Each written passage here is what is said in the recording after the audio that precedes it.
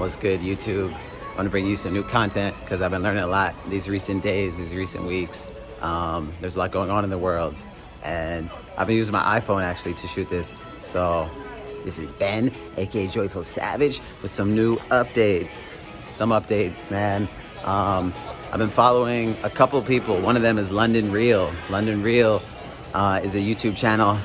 Brian Rose is the guy who has it, and one of his talks become banned in the recent weeks with David Icke. And a lot of people hear this name, if they heard anything about him, they normally have some preconceived notion about him or whatever. It's like they already have their mind made up.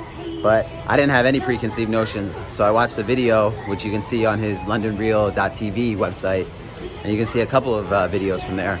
But he's just exposing facts, exposing information at least. And I mean, yeah, people say, oh, you have to check your sources. Well, no shit. You have to check your sources from CNN, Fox News, all these places. Just because mainstream media paints a picture for you and what's actually going on in the world doesn't mean that that's what's actually going on in the world. So either way, you got to check your sources and your facts. But if there's just a conversation that two people have and YouTube, Facebook, and Vimeo all choose to ban it, then I think there's something seriously wrong going on there. I think there's some people in Silicon Valley, perhaps, that don't want other people to have this information and let them think freely, think for themselves, which is an issue because that goes back to the First Amendment. If you look at the US Constitution, the First Amendment is actually freedom of speech. It's the right to say whatever the fuck you want to say. Conversation wasn't hurting anybody. It was just two grown-ups having a discussion, a nuanced discussion, emphasis on nuance. And why can't people watch that? Why can't any adult go, even maybe a teenager, at least an 18-year-old, why can't they go and then watch that and then make up their own mind? So I have a lot of respect for Brian Rose because he's creating his own digital platform, which I'm hyped about. And he's actually going to go after, I think, YouTube and some of these other Silicon Valley tech nerds and sue them for infringing on the First Amendment, which is going to be awesome. If you listen and watch anything of David Icke, you'll see that he has this different quote-unquote conspiracy. But basically, he talks about how it works in a top-down fashion, like a pyramid. And there's only actually a few, maybe a few, more than a few. He said you could get them all into one room. A group of psychopathic people with billions of dollars in this world, which you know is true because you look at the disparity of wealth and income inequality, it's insane. He says you could get them all into one room, basically. And these are the people that are kind of pulling the strings for everybody else. They set the precedences, they set the values, they set everything for everybody else.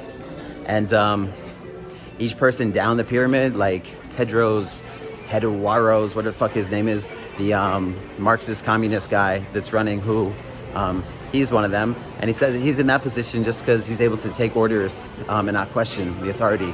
But basically the way this works is they need people below them that will just take orders and really not question it. Each person down the pyramid knows less and less information and has less and less power. So it's not like everybody's in on the conspiracy theory, Ben, but it's like these key individuals play their parts and they don't know that they're actually all playing a part that's seemingly adding up to all this just happening.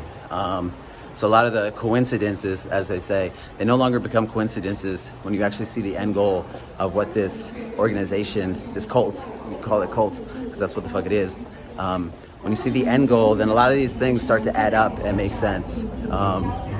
Again, I don't really care what you say or what you call me because look at the state of the world. Has there ever been a state, a global lockdown, basically house arrest? 99% of the world on house arrest, because that's what the fuck it is. Not allowed to come outside. There's people back home, my friends, losing their jobs. They've already lost their jobs, many of them.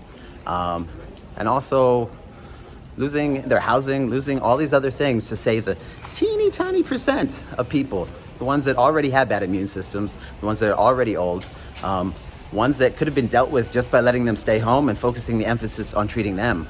But instead, risking a global collapse to everybody, depression. Again, you understand what the end goal of this people is. You see that these things might not actually be coincidences after all.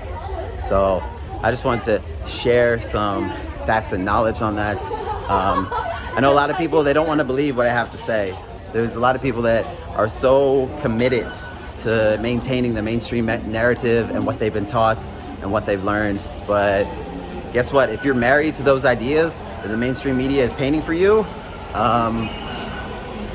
you're never actually going to get anywhere because you're so biased. The mainstream narratives are so biased to begin with. There's a great quote from Malcolm X, actually. Malcolm X, of course, the civil rights, black rights activist in the 1960s that ended up getting shot. But this quote's something like, the mainstream media, and the media is the most powerful thing there is. It can paint an innocent person guilty and a guilty person innocent. It controls the minds of the masses. And that really is the case. So it's important that we do our own research and we don't just try and shut down different arguments just because it's not mainstream narrative. Well, guess what? It seems like the mainstream narrative is actually being actively being shut down by these different powers to be. It's a dangerous thing when YouTube, Facebook, Google, these things have a monopoly over the market and people aren't able to get alternative view sources anymore. So I hope you guys like some of what I said. We do some research. The Ike Rose Part 3 is going to be May 3rd, where they're just going to talk. They're going to have a live discussion. I believe it's going to be on their digital platform called Freedom Digital Platform, something like this.